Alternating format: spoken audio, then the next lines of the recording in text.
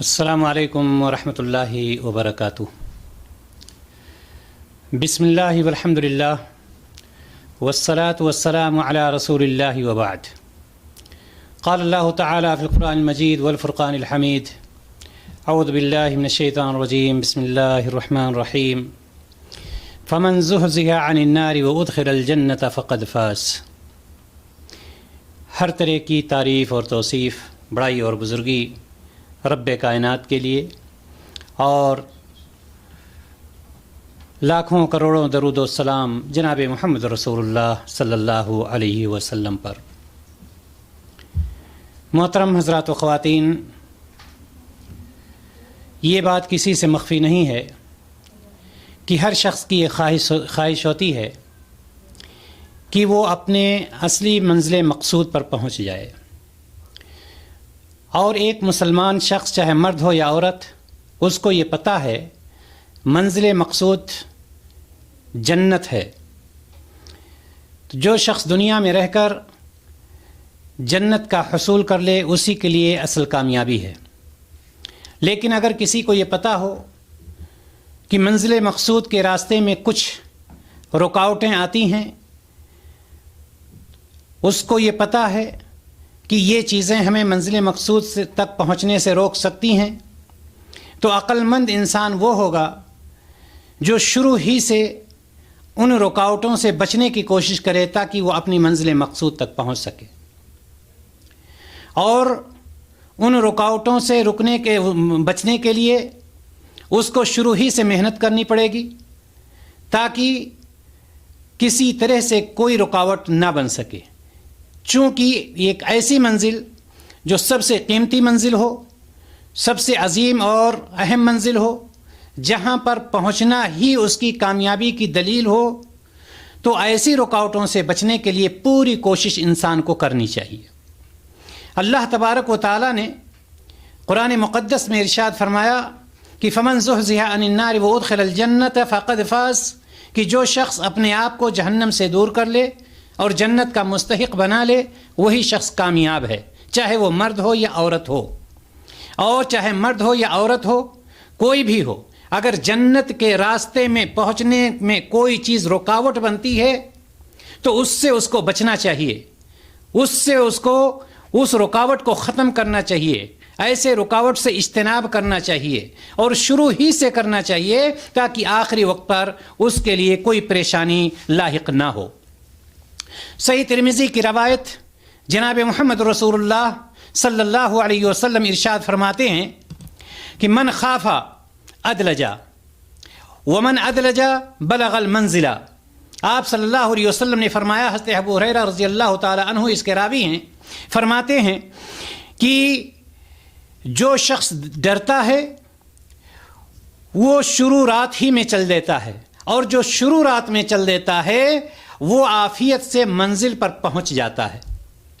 آگے اللہ کے رسول صلی اللہ علیہ وسلم نے ارشاد فرمایا، الا ان سلعۃ اللہ غالیۃ، الا ان سلعۃ اللہ الجنۃ، یعنی یاد رکھو اللہ تعالیٰ کا سودا سستا نہیں، بہت مہنگا اور بہت قیمتی ہے، اور یاد رکھو اللہ تعالیٰ کا وہ سودا جنت ہے، یعنی جنت بہت قیمتی منزل ہے، منزل مقصود ہے ہر مسلمان مرد اور عورت کے لیے، ہر کلمہ گو شخص کے لیے۔ لہٰذا اس منزل میں جو چیز رکاوٹ آ رہی ہو، جو چیز ہمارے اور آپ کے لیے رکنے کی چیز بن رہی ہے، اس سے ہمیں اجتناب کرنا چاہیے اور اس رکاوٹ کو ہٹانے کی کوشش کرنی چاہیے۔ آج میں آپ کے سامنے خواتین کے متعلق کچھ باتیں ذکر کرنا چاہتا ہوں کہ عورت کو جنت میں داخل ہونے سے روکنے والی چیزیں کون سی ہیں، کون سی وہ چیزیں ہیں جو ایک مسلمان عورت کو جنت میں داخل ہونے سے روک سکتی ہیں۔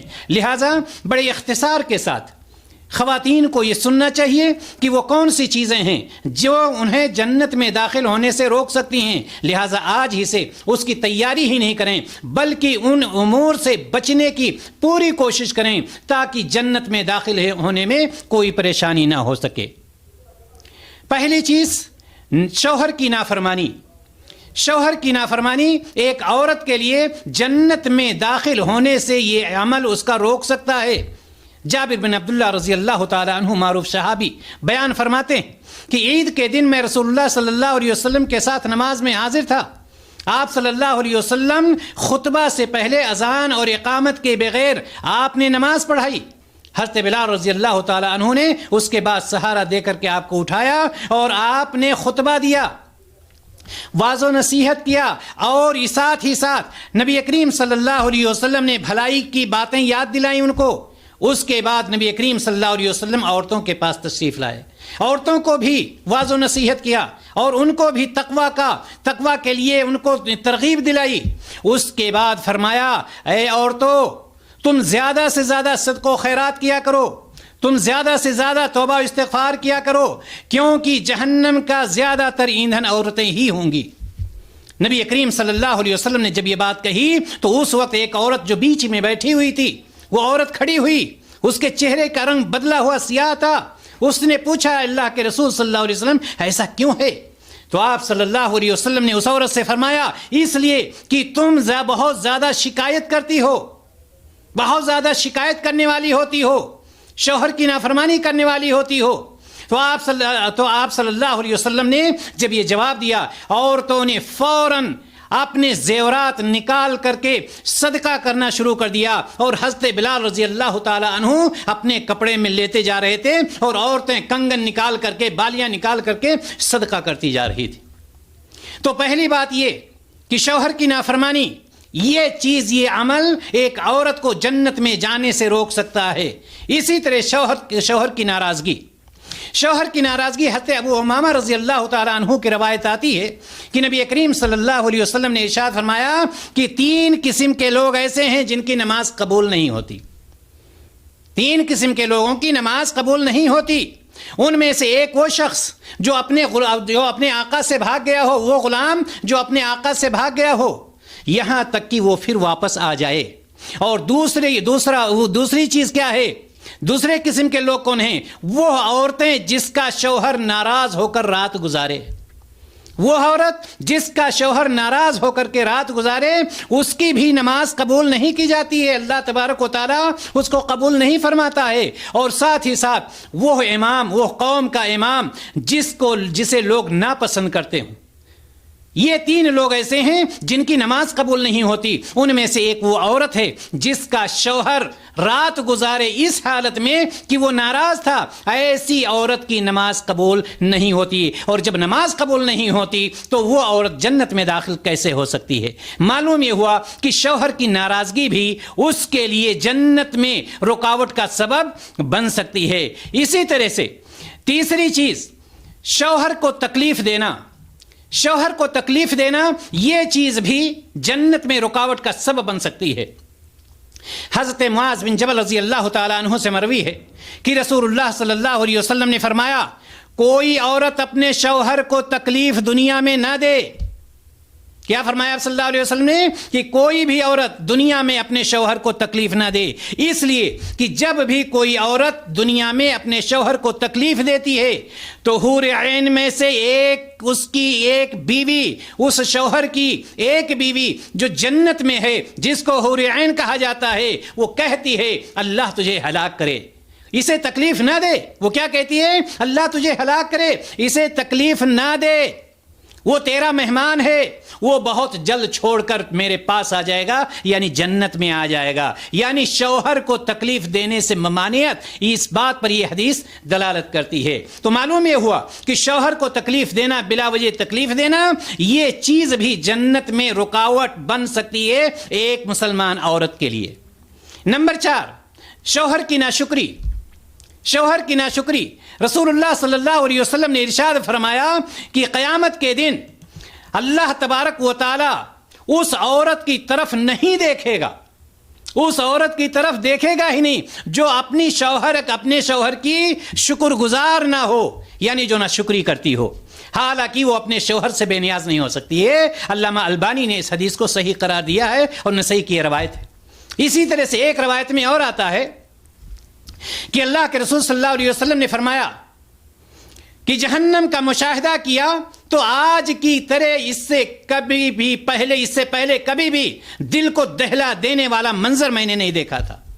میں نے جہنم میں زیادہ تر عورتوں ہی کو دیکھا. آپ صلی اللہ علیہ وسلم فرماتے ہیں کہ جہنم کا مشاہدہ کیا اور اس سے پہلے دل کو دہلا دینے والا منظر میں نے نہیں دیکھا تھا. زیادہ تر جہنم میں نے کس کو دیکھا؟ عورتوں کو دیکھا. لوگوں نے سوال کیا یا رسول اللہ صلی اللہ علیہ وسلم آخر اس کی وجہ کیا ہے؟ آپ صلی اللہ علیہ وسلم نے فرمایا ان کی کفر کی وجہ سے، یعنی نافرمانی کی وجہ سے، ناشکری کی وجہ سے کثرت سے یہ جہنم میں ہوں گی، چونکہ یہ نافرمانی بہت کرتی ہیں. پوچھا گیا کہ نافرمانی کی وجہ سے. جب آپ صلی اللہ علیہ وسلم نے فرمایا کہ نافرمانی کی وجہ سے، صحابہ کرام نے پوچھا کس کی نافرمانی؟ اللہ کے رسول صلی اللہ علیہ وسلم نافرمانی کس کی یہ کرتی ہیں؟ اللہ کے رسول صلی اللہ علیہ وسلم نے فرمایا، جب صحابہ نے پوچھا کہ اللہ تعالیٰ کی نافرمانی کرتی ہیں، کیا اللہ تبارک و تعالیٰ کی نافرمان ہوتی ہیں؟ تو رسول اللہ صلی اللہ علیہ وسلم نے فرمایا نہیں، بلکہ اپنے شوہر کی نافرمانی کی وجہ سے، اپنے شوہر کی ناشکری کی وجہ سے کثرت سے زیادہ جہنم میں یہ ہوں گی. زیادہ سے زیادہ شوہر کی نافرمانی کی وجہ سے جہنم میں ہوں گی. اگر تم میں سے کوئی شخص ہمیشہ ان پر نرمی کرتا رہے، ہمیشہ ان کے ساتھ احسان کرتا رہے، ہمیشہ اچھے سے سلوک کرتا رہے، اور تم میں سے کبھی ایک چیز کی کمی ہو گئی تو فوراً وہ کہہ دیتی ہے میں نے آپ سے کبھی بھلائی دیکھی ہی نہیں، میں نے کبھی آپ سے بھلائی پائی نہیں، ما رأیت منک خیرا قط، میں نے کبھی بھی زندگی میں آپ سے بھلائی نہیں دیکھی. یعنی یہ ناشکری ایک عورت کے ساتھ، یہ نبی کریم صلی اللہ علیہ وسلم فرما رہے ہیں کہ ایک عورت کے ساتھ اگر پوری زندگی، اور ساری عورتیں ایسے نہیں ہوتی ہیں لیکن بعض عورتیں ایسی ہوتی ہیں کہ اگر زندگی میں ایک مرتبہ ان کے ساتھ کچھ کمی ہو جائے شوہر کی طرف سے تو پوری زندگی کے احسانات کو پر پانی پھیر دیتی ہیں، ملیا میٹ کر دیتی ہیں کہ ما رأیت منک خیرا قط، میں نے کبھی آپ سے کوئی بھلائی نہیں دیکھی. اسی طرح سے پانچویں چیز جو ایک عورت کو جنت میں جانے سے روک سکتی ہے وہ ہے بلا وجہ طلاق طلب کرنا. اور آج کل یہ چیز فیشن بن چکی ہے یہ چیز. خاص طور سے بڑے گھرانوں کی لڑکیوں میں کوئی بات نہیں ہوگی فوراً طلاق طلب کر لیا. حضرت ثوبان رضی اللہ تعالیٰ عنہ سے روایت کہ رسول اللہ صلی اللہ علیہ وسلم نے فرمایا کہ جو عورت اپنے شوہر سے بلا وجہ طلاق طلب کرے، بغیر کسی وجہ سے طلاق طلب کرے، تو اللہ کے رسول صلی اللہ علیہ وسلم نے فرمایا کہ اس پر جنت کی خوشبو حرام ہے. محترم خواتین، یہ 5 چیزیں ایسی ہیں جو آپ کو منزل مقصود یعنی جنت میں پہنچنے سے روک سکتی ہیں، جنت میں داخل ہونے سے روک سکتی ہیں. اس لیے یہ تمام مسلمان عورتوں کے لیے ضروری ہے کہ ان امور سے بچنے کی زیادہ سے زیادہ کوشش کریں، ان سے بچیں، ان سے اجتناب کریں جو چیزیں ان کو منزل مقصود یعنی جنت میں پہنچنے سے روکنے والی ہیں، یعنی جنت میں داخل ہونے سے روکنے والی ہیں. اللہ تبارک و تعالیٰ سے ہم دعا کرتے ہیں کہ تمام مسلمان خواتین کو ان برے صفات سے بچنے کی توفیق عطا فرمائے اور ان کو جناب محمد رسول اللہ صلی اللہ علیہ وسلم کی سنت کے مطابق زندگی گزارنے کی توفیق عطا فرمائے. وصلی اللہ علی نبینا محمد وعلی آلہ وصحبہ اجمعین. اما بعد.